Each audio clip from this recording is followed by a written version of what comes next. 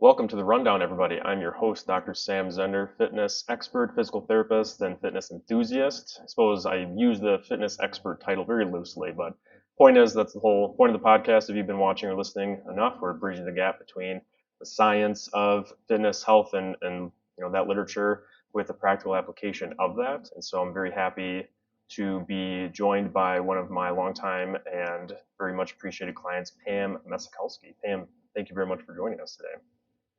Well, I'm nervous, but I know the response to this. I'm delighted to be here. See, that's why we bring you on because you're so polished all the time. So now, for those viewers who have never met you before, you're a member at Hype Fitness, correct, down the street, and we did an episode a couple weeks ago with Jordan over there. But still, give us a little bit of your background, kind of leading up to getting where you're at right now as a member of Hype. So maybe even as far back as what is your upbringing like? Because I think you have, and don't take this the wrong way, you have a lot of amazing life to talk about.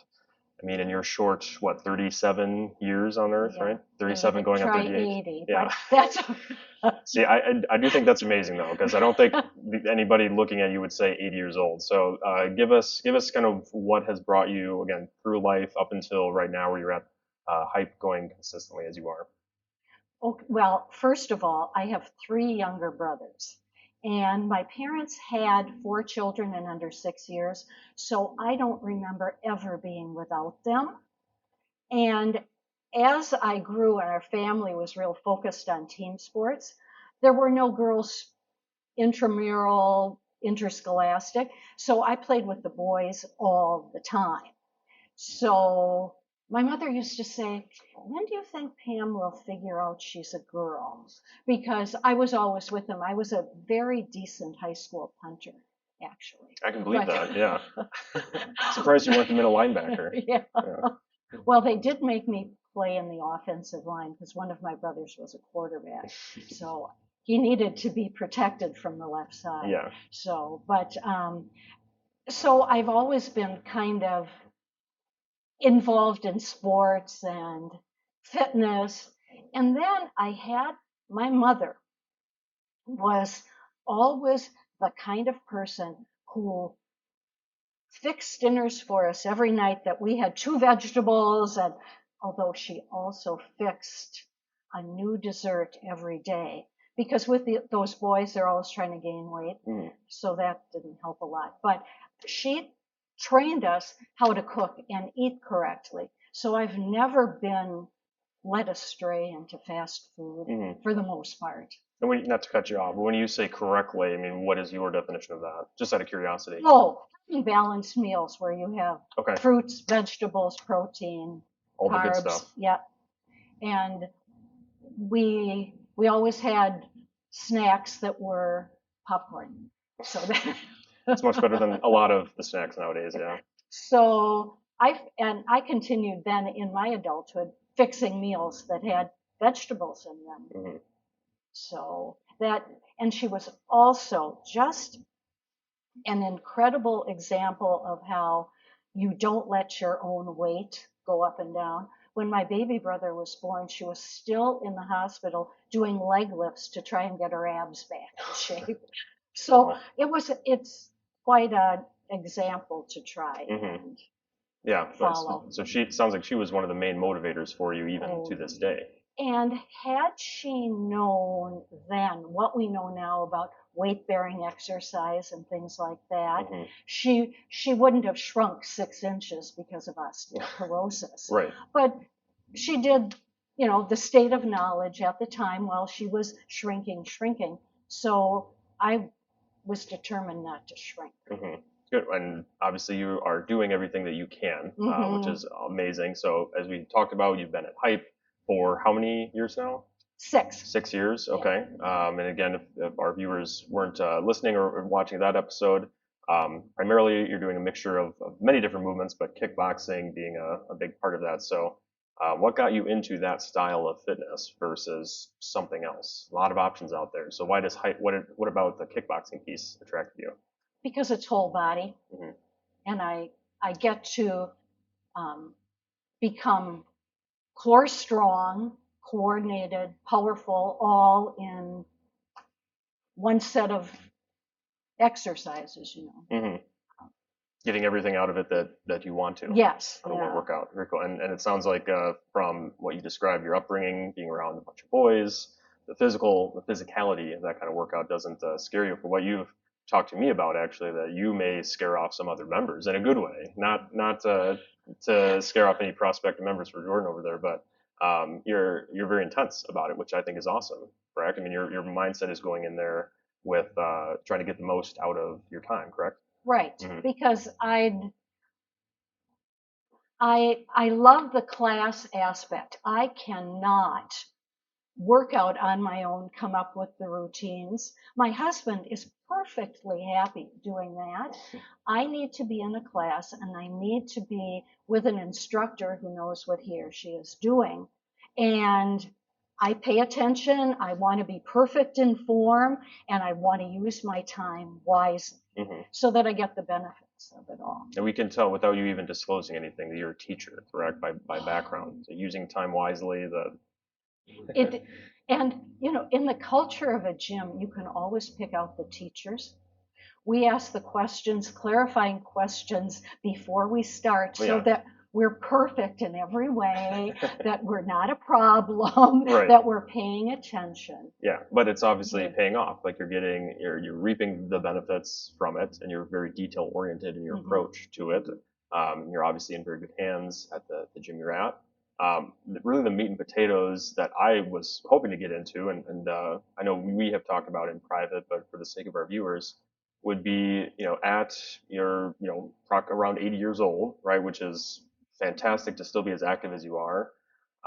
What is motivating for you, towards this phase of your life now to still be as active as you are? Because honestly, you're more active and more consistent in your workout routine than people half or a third of your age.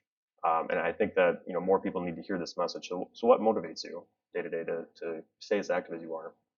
Well, perhaps the example of my husband, who he's 20 years older than I am. So when I say I'm 80, I'm almost 80, it pales into insignificance next to, well, my husband's almost 100 because he started weightlifting in his 40s and became very dedicated to that. And so he also taught, and there would be faculty teams. He always played with people 20 years younger than he. And so, because he's remained so active, so strong, quite muscular, considering how we keep losing muscle Hmm. mass, I want to be able to keep up with him. Hmm. So That's awesome. that's one of the motivating factors. And I really don't want to be one of those people who trips on a curb, does a face plant, Right. and Yeah, and unfortunately, as I mentioned previously in other episodes and posts, that falls are a significant risk to many people, to the whole country. Really, it's hmm a massive burden on the healthcare system, and obviously the worst case is long-term injury or death. And I think many people underestimate how significant that is. But going back a little bit, was your husband's upbringing similar to yours? I mean, was he always involved at a young age with athletics and having Oh, yes, yes. parents as a model of that too? No. His father had a fourth grade education and was a factory worker. Mm, And my husband was drafted at the end of World War II, so he reaped the benefits of the GI Bill hmm to go to college.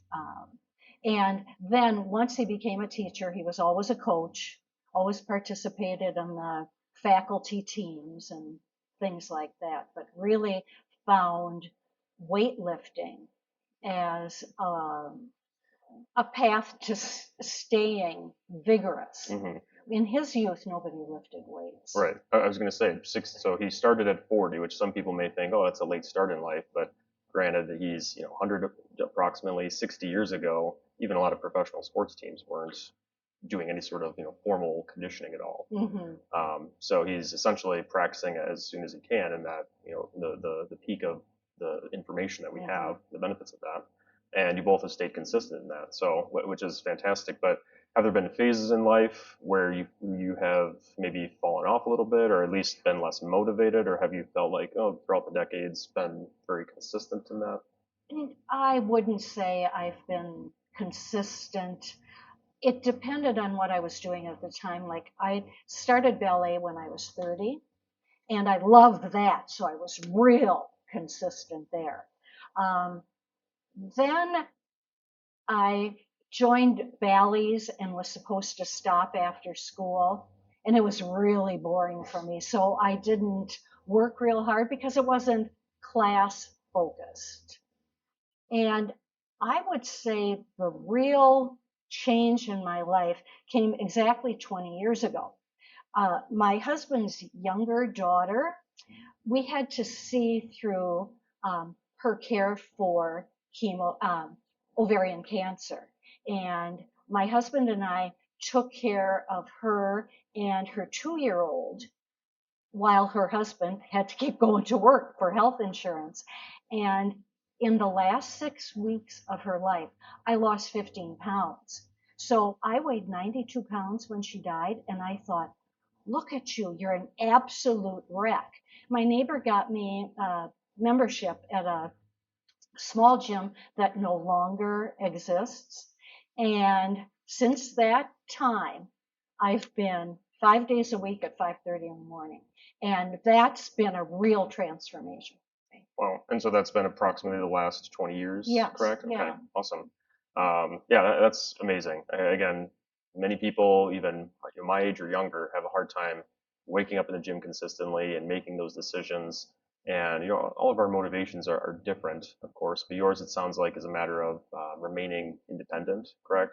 Do you feel like there is anything in your life right now that you wish you could do maybe 20, 30 years ago, or that you can't do right now, or have you been able to maintain your independence, essentially doing all the activities you want to do?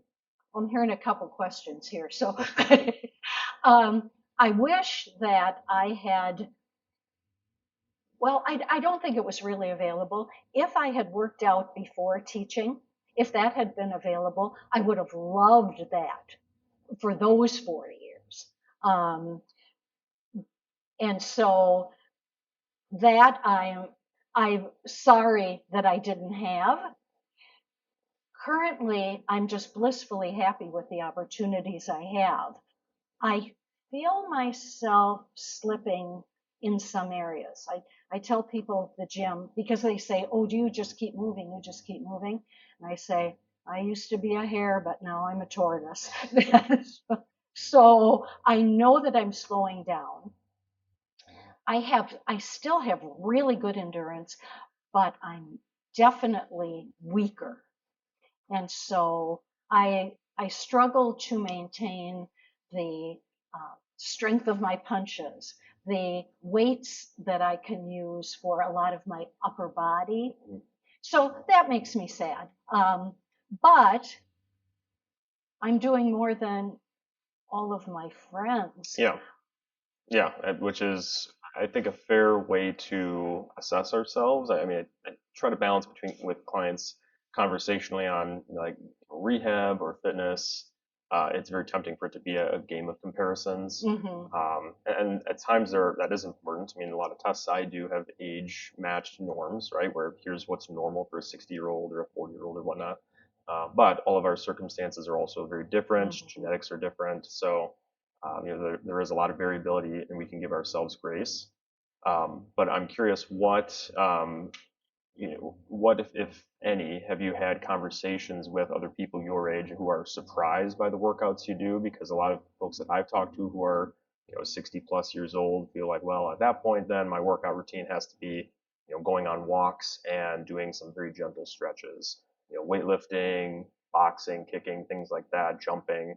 That's a young man's game or young woman's game, but you're obviously living the antithesis of that. You're being active, you're using these high-powered activities and these athletic movements. So, have you had conversations with your friends or family or age about the kind of workouts you have, or does that not come up much? Well, I have several friends who are my age who say, well, you're going to outlive your joints. Well, yeah, but if I have some muscles supporting them, I'm better off than you are. Hmm. One of my brothers who's had severe back problems tells me to slow down, but my baby brother, who is just like me, and he's determined to keep as much of his skill and power, coordination, uh, going as he possibly can. So with family, I'm getting two different messages. With my friends who are my age, they're kind of all downers about this. So now all my friends are 40. It's much easier to be with 40-year-olds because they have that same energy Yeah, level. I'm not surprised to hear that. Yeah, And in a good way.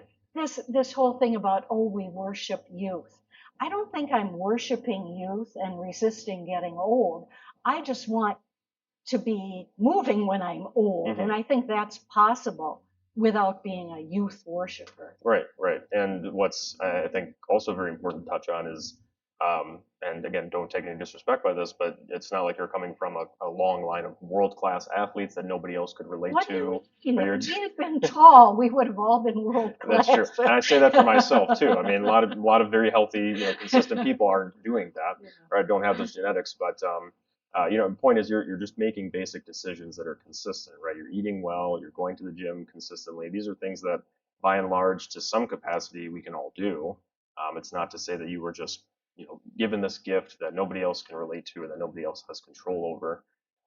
And so it's also important, though, you touched on how, maybe it does make you a little bit sad that, you're noticing some of the changes in speed and, strength and whatnot. And I try to make this clear too with clients that yes, exercise is not going to be the fountain of youth in terms of reversing your aging, but absolutely we can slow that decline. And to your point, like compared to folks your age who are not doing what you're doing, you absolutely will stay far above them, and very much slow that decline and maximize the last years or decades of your life.